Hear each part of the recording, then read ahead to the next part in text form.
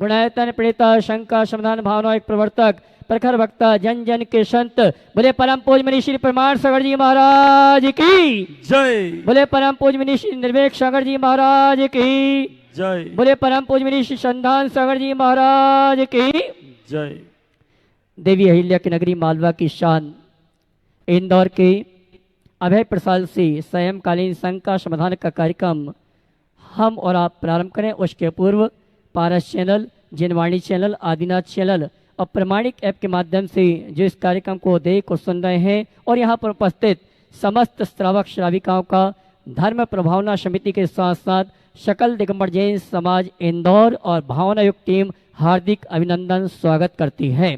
चलते हैं प्रतिदिन की भांति परम पूज मुनिवर के श्री चरण में नमन करते हुए आशीर्वाद प्राप्त करेंगे और निवेदन करेंगे। शंका समाधान के कार्यक्रम के लिए दोनों हाथ उठा के नमन करेंगे और मेरे साथ बोलेंगे, हे मुनिवर, आवाज कम आ रही है, हे मुनिवर नमोस्तु, हे गुरुवर नमोस्तु, हे मुनिवर नमोस्तु।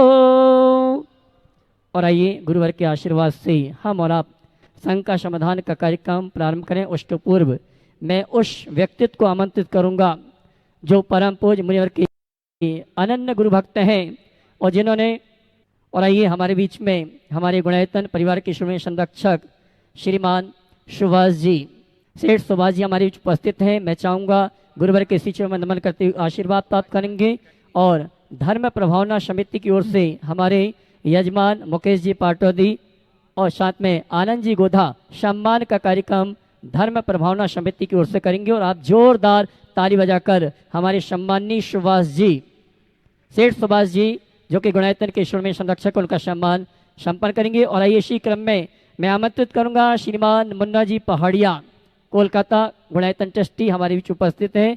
वे आए परम पूज मुनिवर के श्री चरण में नमन करते हुए गुरुवंदना का। और मैं महिला सम्मान के लिए आमंत्रित करूंगा अनामिका जी को, वे आए। और श्रीमती सुभाष जी का, हाँ जी, मुन्ना जी पहाड़िया हमारी बीच उपस्थित हैं। मैं सम्मान सहित आमंत्रित करूंगा मंच में आए और उनके सम्मान के लिए आमंत्रित करूंगा हमारे धर्म प्रभावना समिति के वरिष्ठ उपाध्यक्ष श्रोमणी संरक्षक श्रीमान दिलीप जी गोदा और साथ में डॉक्टर सुबोध जी गुणायतन ट्रस्टी, ये आएंगे। हमारे सम्माननीय मुन्ना जी पहाड़िया जो कि 10 लक्षण पर्व में 10 दिन तक पूजन विधान बहुत अच्छे ढंग से कराते हैं। ऐसे मुन्ना जी के लिए आप जोरदार ताली बजाकर उनका सम्मान करें। आइए मुन्ना भैया, और इनके सम्मान के लिए मैंने आवाज दी है दिलीप जी को और डॉक्टर साहब को भी आए हमारे गुणायतन परिवार की ओर से सम्मान का कार्यक्रम संपन्न करें। और आइए मैं उस व्यक्तित्व को आमंत्रित करूंगा जो परम पूज मुनिवर के अनंत भक्त हैं। हेलो। और आइए मैं अजय जी दिल्ली, उनको आमंत्रित करूंगा। ये वो व्यक्तित्व जोरदार है तालियों से स्वागत कर दें जिन्होंने परम पूज मुनिवर के आशीर्वाद से आचार्य श्री विद्यासागर जी महाराज के संग में कमंडल जो नारियल के होते हैं उनको व्यवस्थित प्रदान करने में अपनी अहम भूमिका अदा की है। आज हमारे बीच उपस्थित हैं श्रीमान अजय जी जैन दिल्ली। मैं चाहूंगा इनके लिए जोरदार ताली बजाकर का सम्मान करें और इनके सम्मान के लिए मैं आवाज दूंगा हमारे धर्म प्रभावना समिति के महामंत्री और गुणायतन के श्रोमणी संरक्षक श्रीमान हर्ष जी और साथ में डॉक्टर शरद जी शास्त्री, ये आएंगे। सम्माननीय हमारे अजय जी का सम्मान का कार्यक्रम संपन्न करेंगे। देखिए, अजय भाई के बारे में मैं आप सबसे कहना चाहूँगा, वर्तमान में जो कमंडल होते हैं ये बहुत दुर्लभ हो गए और अजय भाई ने इस दुर्लभ कमंडलों को सुलभ कराने में बहुत बड़ी भूमिका निभाई है। आज भी ये लेकर आए, इनने अपने ताल्लुकातों से पूरे विधि विधान के साथ वहाँ से शताधिक नारियल जो जोड़े होते हैं यहाँ उपलब्ध कराए हैं। एक बार इस उत्साही युवा का जोरदार अभिनंदन करें। आप सोचो, केवल उसे पहुंचाने के लिए फ्लाइट से स्पेशली आए हैं यहाँ पर दिल्ली से चलकर, और वो भी बिजनेस क्लास में आते हैं, ऐसे वैसे नहीं आते। आप एक बार जोरदार इनका अभिनंदन करें। हाँ महाराज जी, जैसा आपने कहा था, नमस्ते महाराज जी, जैसा आपने कहा था 3 कम 9 करोड़ मुनियों के लिए कमंडल आएंगे अभी और आपके आशीर्वाद से जरूर आएंगे। बहुत सुंदर। और आइए चलते हैं, मैं आज गुणायतन से जिन्होंने जुड़ने का सौभाग्य प्राप्त किया, मैं आमंत्रित करूंगा सम्मान सहित मंच में मुकेश जी, डॉली जी टोंगिया जो हमारे इंदौर के हैं। श्री पर चढ़ा के आशीर्वाद तो प्राप्त कर लें, कोई दिक्कत नहीं। मुकेश जी, डॉली जी टोंगिया जो कि इंदौर के हैं, और इनके सम्मान के लिए मैं आमंत्रित करूंगा डॉक्टर महावीर जी लिकमावत, अच्छा रविवार को। और आइए इनके सम्मान के लिए मैं आमंत्रित करूंगा हमारे गुणायतन ट्रस्टी भिंडा निवासी डॉक्टर महावीर जी लिकमावत, वे आएंगे गुणायतन परिवार की ओर से सम्मान करेंगे। और साथ में आमंत्रित करूंगा गुणायतन के परम संरक्षक मनोज जी अनामिका वाकलीवाल, ये आएंगे हमारे सम्माननीय गुणायतन ट्रस्टी मुकेश जी, डॉली जी टोंगिया, जिन्होंने परम पूज मुनिवर से निवेदन किया और गुरुवर ने आशीर्वाद दिया।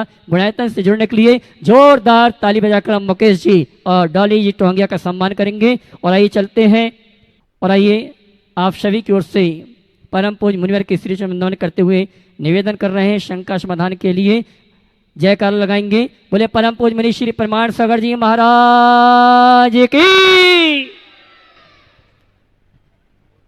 आज का ये सत्र अपन प्रारंभ करते हैं। प्रथम प्रश्न के लिए यहाँ पर आज जो गुणायतन के संस्थापक सदस्य के रूप में जुड़े हैं, जोरदार तालियों से उनका स्वागत अभिनंदन कर दें। चलिए संजीव जी जैन कटनी, पिंकू भैया अपना प्रथम प्रश्न रखेंगे और उसके बाद तैयार रहेंगे सम्यक जी जैन इंदौर। मुनि श्री के चरणों में त्रिवार नमोस्तु नमोस्तु नमोस्तु। छुल्लक जी के चरणों में इच्छा में, हे स्वामी महाराज, मधुरता से बढ़कर कोई पल नहीं, अर्थात व्यक्ति दूसरों को भले ही खुश ना कर सके, लेकिन यदि वह दूसरों को दुखी नहीं कर रहा है तो वह सज्जन कहलाता है। परंतु आज दूसरों के सुख की कामना करते हुए हम अपने ही दुख का कारण बन जाते हैं, जिससे हमारे ही आत्मविश्वास को सबसे अधिक नुकसान पहुंचता है। गुरुदेव, हम अपनी भावी पीढ़ी को क्या और कैसे समझाएं जिससे उनकी मानवता और सज्जनता भी बनी रहे और स्वयं में उनके विश्वास पर भी सवाल ना उठ पाए, कृपया समाधान करें। यह बात समझ में नहीं आई कि दूसरों की सुख की कामना में हम खुद दुख के पात्र कैसे बनते। मैं तो ये मानता हूँ जो दूसरों के सुख की कामना करता है उसका जीवन सदैव सुखी होता है। आप कहना क्या चाह रहे हैं इससे? सवाल का भाव क्या है आपका? दूसरों के सुख की कामना में हमारा आत्मविश्वास क्यों डगमगाता है? थोड़ा प्रश्न को संशोधित कीजिए, फिर सवाल कीजिए। हाँ, क्या है उसका आशय स्पष्ट नहीं है, पहले स्पष्ट कीजिए। दूसरा सवाल, चलिए। सम्यक जी जैन इंदौर और तैयार रहेंगे अंशु जी जैन सुरलाया। नमोस्तु महाराज जी, मैं सम्यक जैन नरीमन सिटी इंदौर से हूँ। महाराज जी, देखने में आता है कि हमारे हर गली, मतलब जहाँ भी रहे अपने देश में, हर गली हर मोहल्ले में धार्मिक आयतन होता है। पर जैसा कि देखने में आता है कि हमारे देश में जो क्राइम रेट है, अगर हम कंपेयर करें न्यूजीलैंड, सिंगापुर से, जहाँ पे हमको इतने धार्मिक आयतन नहीं रहते हैं, ना कोई धार्मिक आयतन है इतने ज़्यादा, फिर भी उसके बाद जब हम कंपेयर करते हैं कि जो क्राइम रेट है वहाँ का क्राइम रेट बहुत कम है और हमारे देश का क्राइम रेट इतना क्यों? मतलब ये बात बिल्कुल सही है कि अगर धर्मायतन इतने अधिक है तो क्राइम रेट इतना नहीं होना चाहिए, और इस तरह से क्राइम रेट का अधिक होना निश्चित हमें बहुत कुछ मंथन करने के लिए बाध्य करता है। लेकिन मेरा ये कहना है कि हम थोड़ा क्राइम के लेवल को भी देखें। माना कि भारत में क्राइम है और जहाँ का उल्लेख किया वहाँ क्राइम का रेट भले कम हो, पर लेवल, भारत में छोटे स्तर के क्राइम की बहुलता है, बड़े लेवल का क्राइम कम है, समझ गए? और उधर छोटे लेवल के क्राइम कम है पर जितने हैं वो टॉप लेवल के हैं। तो आप अगर देखें तो तुलनात्मक रूप से गड़बड़ियाँ तो वहाँ भी ज़्यादा है। भारत की जनसंख्या के अनुपात से अगर क्राइम का लेवल देखा जाए तो मैं समझता हूँ शायद हम पाएंगे कि जनसंख्या के अनुपात से क्राइम लेवल ठीक है। तो ये चीज़ें हमें दिखती है, ऐसा होना नहीं चाहिए। और उसमें भी वे लोग क्राइम नहीं करते जो धर्मायतनों से जुड़ते हैं, क्राइम वे लोग करते हैं जो धर्मायतनों से विमुख हैं अथवा धर्मायतनों का केवल इस्तेमाल करते हो। अगर हृदय में धर्म होगा तो अपराध अपने आप समाप्त होगा, पर केवल ऊपर से धर्म ओढ़ोगे तो अपराध होगा। तो कहीं भी मानवता की बात होगी, मानवता खुद में अपने आप में हमारा धर्म है और हमें उस धर्म को आत्मसात करके चलना चाहिए। हो अंशु जैन सुरलाया अपना प्रश्न रखें और उसके बाद तैयार रहेंगे श्रीमती पद्मावती छाबड़ा, इंदौर। महाराज जी के चरणों में 3 बार नमोस्तु नमोस्तु नमोस्तु। महाराज, मेरा प्रश्न ये है कि दिमागी उपज की जो सोच बनती है, फलस्वरूप व्यक्ति वैसी ही मानसिकता के साथ जीता है। उस स्थिति में जो भी है, जैसा भी है, व्यक्ति वही सोच पालकर वैसे ही कार्य करने लगता है। सच ही कहा गया है कि बंदूक नहीं, उसके पीछे जो हृदय होता है वही लड़ता है। क्या ये सत्य है? कृपया समाधान दें। बात ठीक है, जैसी हमारी परिस्थितियाँ होती है वैसी हमारी मनस्थिति बन जाती है और फिर मनस्थिति के अनुरूप हम अपनी परिस्थितियों को डेवलप कर लेते हैं। दोनों चीज़ें हैं जो एक दूसरे से कोरिलेटेड है। लेकिन यदि हम अगर सही दिशा में अपने मन को नियोजित करें तो बहुत सारी चीज़ें बदल सकते हैं। यदि हम इस अवधारणा से बंध जाएंगे कि ये तो सब ऐसा चलता ही रहता है, ऐसा सिचुएशन है इसलिए ऐसा इमोशन, तो इसका अंत कभी नहीं होगा। ऐसा सिचुएशन इसलिए ऐसा इमोशन, ये अंतहीन है। हम सिचुएशन कैसी भी हो, इमोशन को बैलेंस रख सकते हैं यदि हमारे अंदर एक आध्यात्मिक जागरूकता।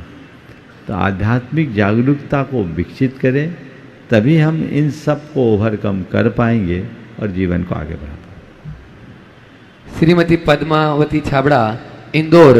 और तैयार रहेंगी नीलांजना जैन, बड़ोदरा, गुजरात। नीलांजना जी जैन जो डुणायतन की ट्रस्टी भी है, बड़ोदरा गुजरात से अपने बीच में है। रवि भैया। और तैयार रहेंगे तीनों मुनिराज के चरणों में नमोस्तु नमोस्तु नमोस्तु। बोलो। चारों शुल्लक जी के चरणों में इच्छामि। महाराज जी, जब हम असफल होते हैं तब हम दुखी होते हैं, लेकिन जब हम सफल होते हैं, फिर से बोलिए। महाराज जी, जब हम असफल होते हैं तब बहुत दुखी होते हैं, लेकिन जब सफल होते हैं तब कैसे आनंदित हो कि हमारा मन और मस्तिष्क में नई ऊर्जा का प्रवाह हो, कृपया बताइए। असफल होने पर दुखी होते हैं और सफल होने पर हम कैसे आनंदित हों कि हमारे मन और मस्तिष्क में ऊर्जा का सही प्रवाह। देखिए, ये बहुत गहरी बात है, वो समझने की है। असफलता को न सह पाना जितना कठिन है, सफलता का सही ढंग से उपभोग करना उससे ज़्यादा कठिन। प्राय लोग असफलता में हताश होते हैं और सफलता में अभिमानी बन जाते हैं, और कभी कभी ये बहुत दुखदाई भी हो जाता है। मनुष्य सफलता की कितनी भी ऊंचाई क्यों न छुए, किसी भी सफलता को अपनी अंतिम सफलता न माने। उसका हर्ष होना चाहिए, उसका अनुभव भी करे, लेकिन हर सफलता के बाद अपने नए लक्ष्य की तैयारी करे और उसके लिए अपने उत्साह का संचार करे जो हमारे जीवन को बेहतर बना।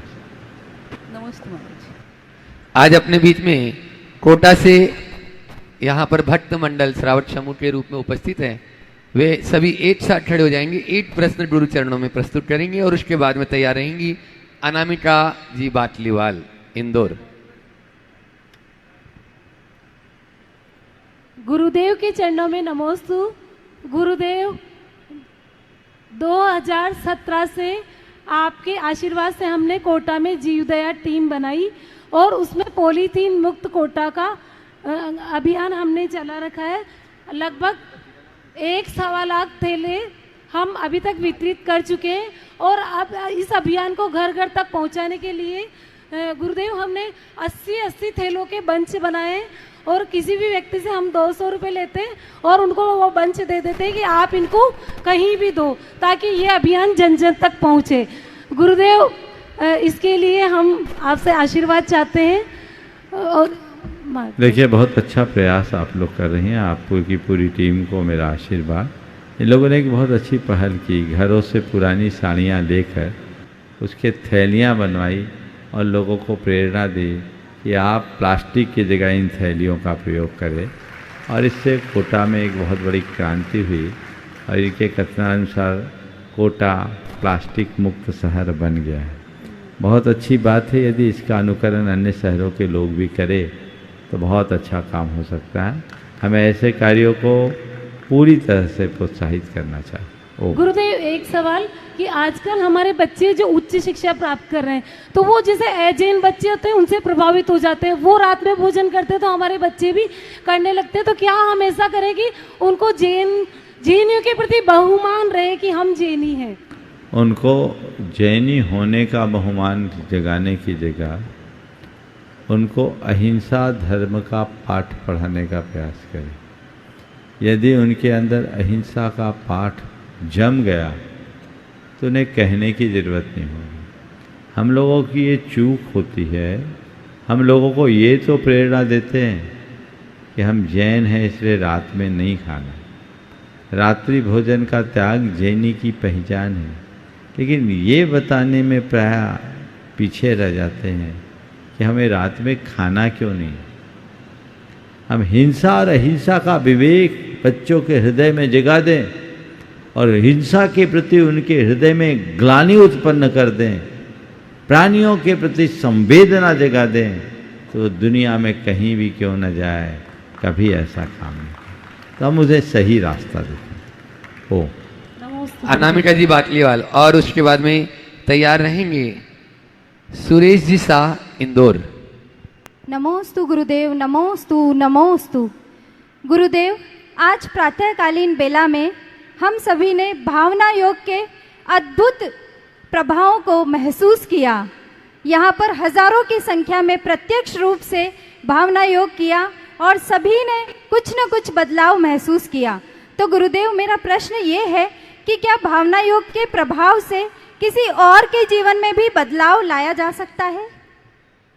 देखिए, भावना योग एक अभिनव प्रयोग है और ये बहुत ही आप लोगों के लिए प्रसन्नता का विषय है कि आज आपके इस नगर में पहली बार भावना योग के प्रयोग का योग बना। और मुझे इस बात का हर्ष है कि भारी तादाद में आप लोग सुबह 6 बजे से आए। पूरा अभय प्रशाल का ये पूरा परिसर प्रातःकाल 6 बजे भर जाना। आपने 4:30 बजे से बता रहे हैं लोग आकर के बैठ गए। ये आप सबकी उत्कंठा का बड़ा सबल उदाहरण है। बहुत अच्छी प्रस्तुति आप लोगों के द्वारा आज दी गई और भावना योग आप लोगों ने किया। निश्चित जिनने एक दिन भावना योग किया और वो कह रहे कि हमें बहुत फर्क आया, तो ये तात्कालिक इफेक्ट है जिसकी कल मैं चर्चा करूँगा। ये प्लेसिबो इफेक्ट हो सकता है, लेकिन एक दिन के इस परिवर्तन से अपने आप को संतुष्ट करना शायद भूल होगी। भावना योग का बहुत गहरा प्रभाव पड़ता है, इसमें कोई संशय नहीं, लेकिन उस पर ही जो इसे रेगुलर करता है, नियमित करता है। अनेक लोग आए दिन अपने अपने अनुभव भावना योग के संदर्भ में आप सबके बीच रखते रहे। अकेले इंदौर शहर में ही मेरे अनुमान से शताधिक लोग हैं जिनने भावना योग के बदौलत जानलेवा बीमारियों को हराया है। इनमें आपके बाजू में खड़े दिलीप जी गोधा के घर में भी है।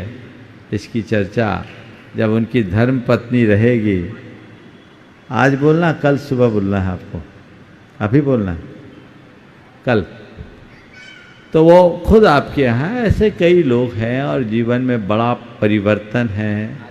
लोगों के जीवन में एक बड़ा बदलाव घटित हुआ है। ऐसा भावना योग है जिसका प्रयोग आप सब कर रहे हैं। इसे जन जन तक पहुंचाने का प्रयास आप सबको करना चाहिए। लोग लाभान्वित हो रहे हैं। मेरा आप सबसे इस विषय में इतना ही कहना है कि इस योग को आप जैनियों का योग न बनने दें, जन जन का योग बनाएं। ये प्रयास आप सबको करना है, क्योंकि ये संप्रदायातीत योग है। इसका संबंध किसी एक धर्म, किसी एक समाज, किसी एक परंपरा या पंथ से नहीं है। इसका संबंध संपूर्ण मानव जाति से है। इसलिए मानव जाति के साथ इस कल्याणकारी योग का प्रयोग जुड़ना चाहिए। ये प्रयास आप सबको करना है। और ये पहला योग है। मैं मानता हूँ अभी इसकी शुरुआत है। इंदौर में बहुत अच्छी संभावना है। मैं आपके सवाल पर आता हूँ, जो आपने अभी सवाल किया कि भावना योग का प्रभाव दूसरों पर भी पड़ता है क्या। ज़्यादातर अनुभव खुद के लिए हैं। हमने खुद के ऊपर भावना योग का प्रयोग किया तो उसका क्या प्रभाव पड़ा। लेकिन कुछ प्रयोग ऐसे हैं जिसमें दूसरों के ऊपर भी भावना योग करने का परिणाम दिखा है। ये बात तो स्पष्ट है कि हमारी भावनाओं का चीज़ों पर गहरा प्रभाव पड़ता है। भावनाओं से चीज़ें हमारी ओर आकर्षित होती है और वो हमारे जीवन में प्रभाव छोड़ती है। लेकिन एक प्रसंग जो मेरे सामने आया वो बड़ा आश्चर्यजनक। दो भाइयों में करीब 15 वर्ष से ज़्यादा हो गए थे। आपस में बड़ी ज़्यादा खटास थी।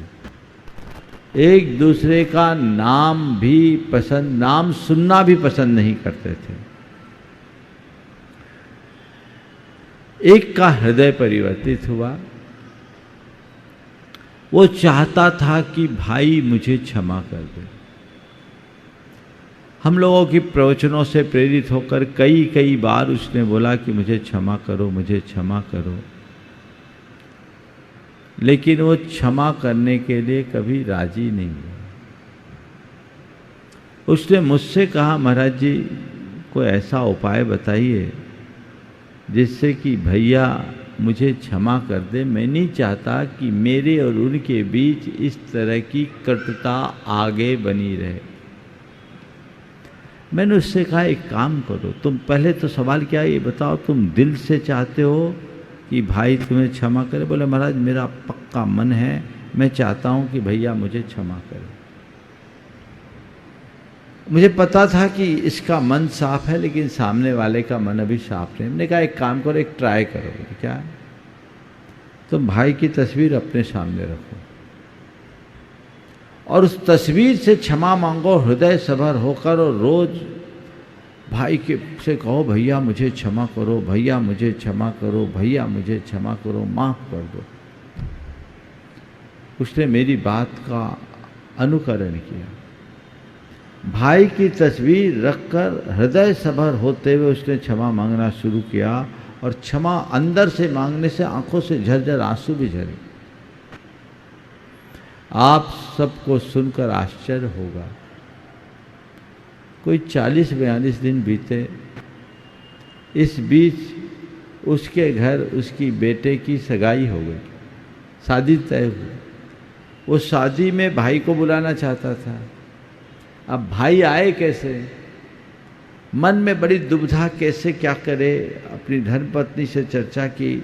धर्मपत्नी ने कहा कि अपने को भैया के पास चलना चाहिए, निवेदन करेंगे, ज़्यादा होगा तो दुत्कार के भगा देंगे, और क्या होगा, प्रयास करने में क्या हानि, चले। उसने इसमें अपने भैया के एक मित्र का सहयोग लिया। उसने कहा चलो मैं तुम्हारे साथ चलता हूँ। लोग गए। आप सुन करके आश्चर्य करोगे, जब जैसे ही घर गए सूचना मिली कि वो लोग आए, आशा के विपरीत वो खुद उठ करके लेने आया, और जैसे हाथ जोड़ कर उसने कहा भैया, उसने गले लगाया। भैया निकला और गले लगाया, और जब गले लगे तो दोनों के आंखों से आंसुओं की धार ऐसे झरझर बहे कि कहो मत। मन का सारा मैल धुल गया। उसने कहा कई दिन से मैं भी सोच रहा था कि बहुत लड़ाई हो गई, अब हमें इसे मिटाना चाहिए। मुझे सूचना तो मिल गई थी कि तुम्हारे बेटे का संबंध होने वाला है। मैंने भी सोचा था अगर बुलाएगा तो मैं ज़रूर जाऊंगा। मुझे खुशी है तुम आ गए, अब मैं तुम्हारे साथ हूँ। हम आज से पुरानी सारी बातें भूलते हैं और हम लोग आज से दोनों भाई भाई प्रेम से रहते हैं। ये है भावना योग का चमत्कार। ऐसा अनुभव एक ही आया है और अभी मेरे सामने नहीं आया, लेकिन ये प्रयोग आप लोग कर सकते हैं। उसके लिए उस तरह के वाइब्रेशंस छोड़िए। हम कहते हैं लाइक अट्रैक्ट्स लाइक, तो चीजें उसी तरीके से अट्रैक्ट करेगी। क्यों ना हम वैसा प्रयास करें, प्रयास करके देखें। हम लोगों की सबसे बड़ी कमी ये है कि हम लोग बातें ज़्यादा करते हैं, काम कम। तो हम बातों को काम में परिवर्तित करने का अभ्यास करें, सुपरिणाम सुनिश्चित हों। नमोस्तु गुरुदेव। सुरेश जी शाह इंदौर अपने परिवार के साथ में, और उसके बाद में हमारे बीच में आज डॉक्टर सुबोध जी जैन जो गुणायतन के ट्रस्टी हैं इंदौर से, वे अपना प्रश्न रखेंगे। महाराज जी के चरणों में त्रैबा नमोस्तु नमोस्तु। सुयोग जी के इच्छामी। महाराज जी, एक छोटी सी शंका मेरी है, अकाल मृत्यु किसे कहा जाए? 25 साल के युवक का एक्सीडेंट या 80 साल के वयोवृद्ध का चिकित्सा व्यवस्था संपूर्ण नहीं होने पे मृत्यु? आज दूसरा प्रश्न ये महाराज जी, कि अकाल मृत्यु को हम रोका जा सकता है क्या, वो कैसे? सबसे पहले मृत्यु को समझिए, फिर अकाल मृत्यु को समझिए। मृत्यु क्या है? आयु कर्म के क्षय का नाम मृत्यु। आयु क्षय न मरणम। आयु के क्षय से मरण होता है ना। तो हमारे पास हमारी कितनी आयु है तो हमें पता नहीं, लेकिन जब तक आयु है तब तक हम जिंदा रहेंगे। आयु पूरी होगी तो हम जीवित नहीं रह सकते। अब आयु पूरी होने का एक क्रम है, जितनी आयु लेकर आए उतनी आयु पूरी कर लिए, यानी हमने अपनी मृत्यु समय पर की, यह सकाल मरण। लेकिन अगर किसी की आयु 100 वर्ष की थी, और ये कोई जरूरी नहीं कि वो 100 वर्ष जीवित रहे, हो सकता है 100 वर्ष की आयु वाला 10 मिनट में ही मर जाए। तो 10 मिनट में कैसे मरा? तो 100 वर्ष की आयु को उसने 10 मिनट में खपा लिया। जैसे आपके गैस की टंकी होती है, 15.5 लीटर गैस होती है। स्टोव के बर्नर से गैस निकलती है, एक फिक्स रेशियो में निकलती है, तो लगभग 15 दिन एक टंकी चलती होगी, है ना। 1 महीना चल जाए, बर्नर लीक करने लगे तो जल्दी ख़त्म हो जाए, और टंकी बस्ट हो जाए तो तुरंत खत्म। तो वो टंकी अगर सही तरीके से खाली होगी तो समय पर खाली होगी, और गलत तरीके से खाली होगी तो असमय में खाली होगी। तो आयु की टंकी अगर गलत तरीके से खाली होती है तो असमय में खाली होती है, उसे ही अकाल मृत्यु कह सकते हैं। और समय पर खाली होने का नाम सकाल मृत्यु। ये अकाल मृत्यु 80 साल के बुजुर्ग की भी हो सकती है, अब 25 साल के युवा की भी हो सकती है। 25 साल का युवा भी सकाल में जा सकता है, और 100 साल का बुजुर्ग भी अकाल में जा सकता है। अगर आपकी 10 मिनट की भी आयु बची और आप पहले चले गए, यानी अकाल में गए, कोई जरूरी नहीं कि अल्प आयु में जाने वाले की अकाल मृत्यु होगी। अल्पायुष्क होना और अकाल मृत्यु होना, इन दोनों में मौलिक अंतर। अल्पायुष्क कोई भी हो सकता है, कोई की किसी भी उम्र में मृत्यु हो सकती है, लेकिन अकाल मृत्यु जब भी होगी किसी पर निमित्त से होगी, दुर्घटना के निमित्त से होगी। पर इसका अर्थ ये नहीं समझना कि अकाल मृत्यु होगी तो बची हुई आयु में वो प्रेत योनि में भटकेगा। जैन धर्म ऐसा नहीं मानता। यहाँ मृत्यु हुई, उधर जन्म हुआ। आयु पूरी होने के बाद ही मरेगा। अगर 1 सेकंड की भी आयु शेष रहेगी तो वो मर नहीं सकता। समझिए। चलिए।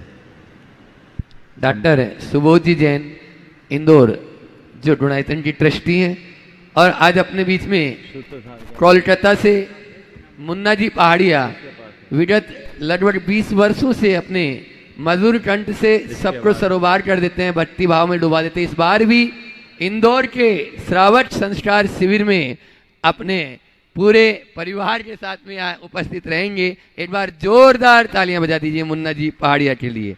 पहले डॉक्टर सुबोध जी अपना प्रश्न करें और मुन्ना जी पहाड़िया तैयार रहें। नमोस्तु महाराज जी, नमोस्तु नमोस्तु नमोस्तु। महाराज जी, मेरा प्रश्न एक घटना से जुड़ा हुआ है। महाराज जी, मेरा एक प्रश्न, अभी 3 से 4 दिन पहले एक घटना आरजी कर मेडिकल कॉलेज कलकत्ता में हुई, जहां की एक एमडी की छात्रा सेकेंड ईयर की 36 घंटे ड्यूटी करने के बाद वो जब सेमिनार रूम में रेस्ट करने के लिए जाती है तो उसके साथ कई लोगों द्वारा बलात्कार किया गया।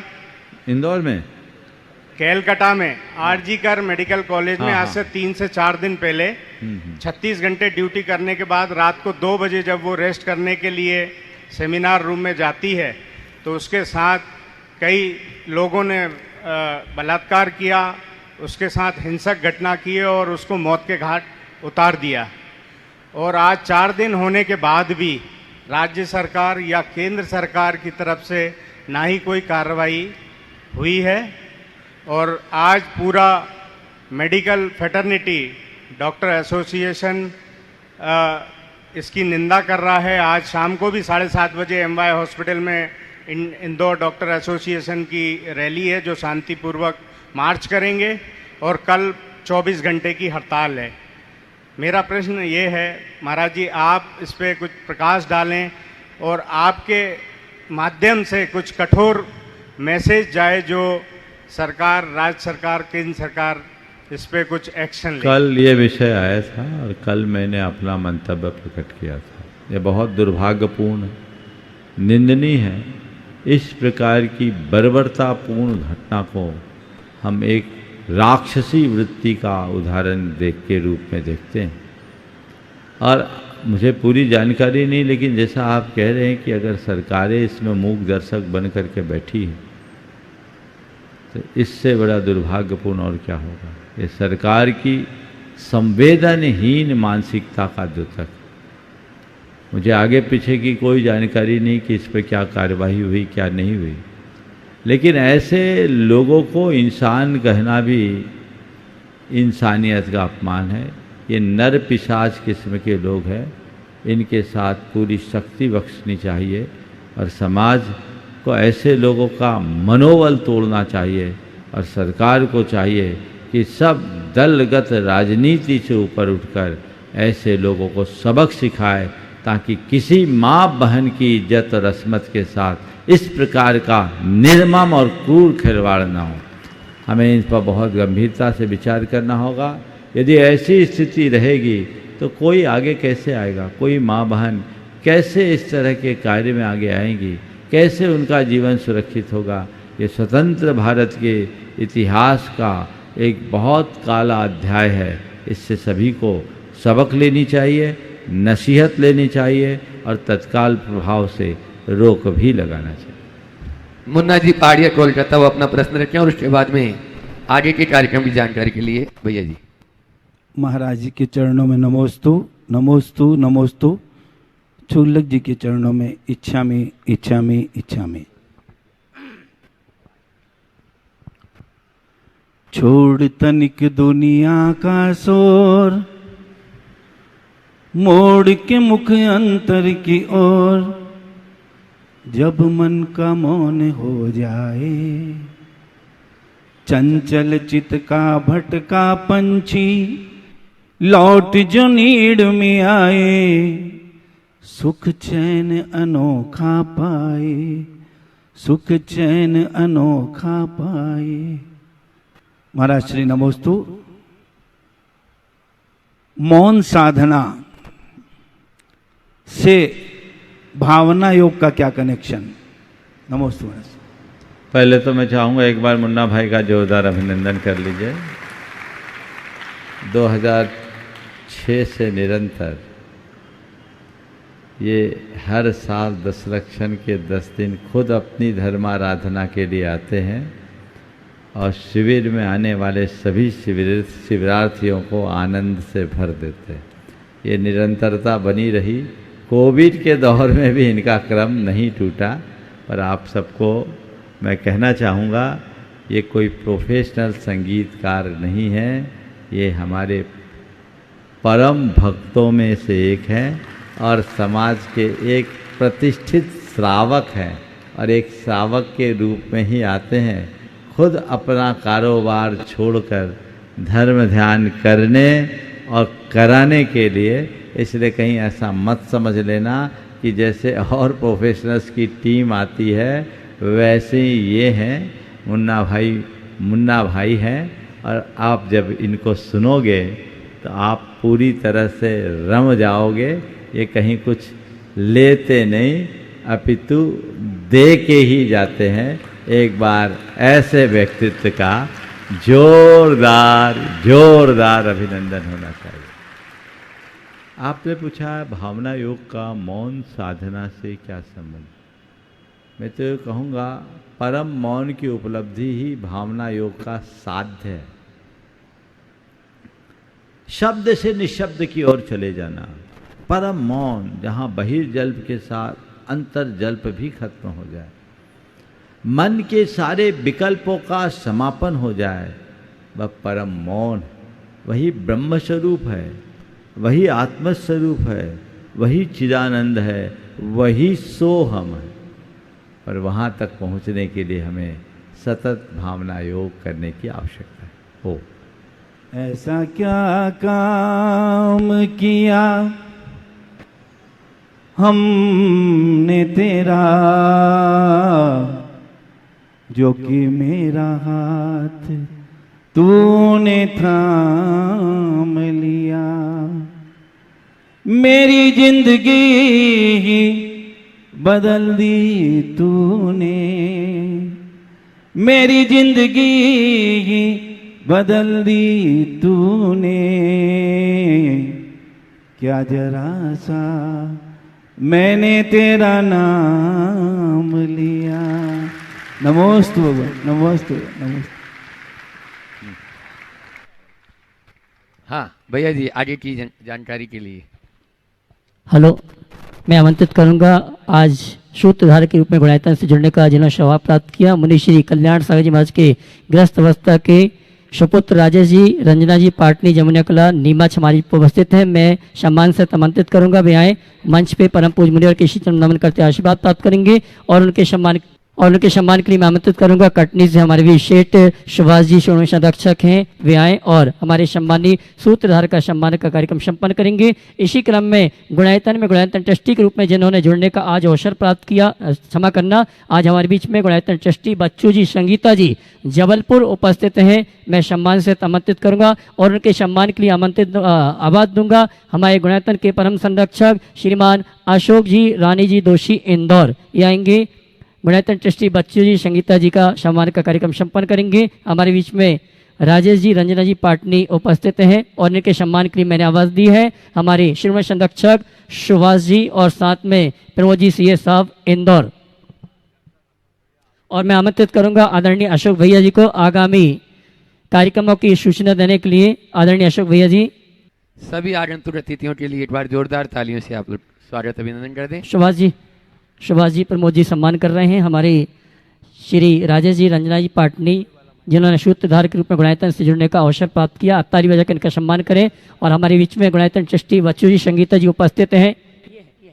आइएगा बंधुओं, पर्वराज पर्यूषण के पावन अवसर पर श्रावक संस्कार शिविर का आयोजन किया जा रहा है और श्रावक संस्कार शिविर के रजिस्ट्रेशन प्रारंभ है। देश और दुनिया के लोग तो श्रावक संस्कार शिविर में अपनी सहभागिता देने के लिए अपना रजिस्ट्रेशन कर ही रहे हैं। आप के लिए सौभाग्य जो इंदौर महानगर में निवास करते हैं कि आप सभी भी श्रावक संस्कार शिविर में, जो कि 8 सितंबर से 17 सितंबर तक आयोजित होगा। उसमें आप सब भी अपनी सहभागिता दें। 5100 रुपये की राशि में आप अपना रजिस्ट्रेशन कर सकते हैं। आपके लिए आवास, भोजन, वस्त्र और पूजन द्रव्य सामग्री की संपूर्ण व्यवस्था समिति की ओर से निर्धारित की गई है। आने वाले कुछ दिनों के बाद हो सकता है रजिस्ट्रेशन बंद कर दिया जाए, तो आप अपना स्थान सुनिश्चित कीजिएगा और महाराज श्री के श्री चरणों में बैठ करके अपनी चेतना को ऊर्ध्वगामी बनाइएगा। बंधु, 19 तारीख को रक्षाबंधन का पावन पुनीत दिवस है, वात्सल्य दिवस। प्रातःकाल 6:30 बजे से अभिषेक, पूर्णिमा की पावन तिथि है। महीने में एक बार होने वाले विशिष्ट महामस्तकाभिषेक और विशिष्ट शांति धारा, जो 1008 बीजाक्षर मंत्रों से संयुक्त शांति धारा होती है, उसमें आप अपना सौभाग्य अर्जित करेंगे और वह कार्यक्रम मोहिता भवन से ही संपन्न होगा। महाराज श्री का मांगलिक प्रवचन। कार्तिक मास के आस्थानिक महापर्व पर सिद्धों की आराधना करने का भी पावन सौभाग्य आपके हाथों में होगा। उसके लिए मंडल के नाम सुनिश्चित किए जा रहे हैं। आप अपने परिवार के 8 सदस्यों के साथ में एक मंडल का पुण्यार्जन करके सिद्धों की आराधना का पावन सौभाग्य प्राप्त कर सकते हैं और साथ ही साथ में इंद्रदानी के रूप में भी आप अपना सौभाग्य जागृत कर सकते हैं।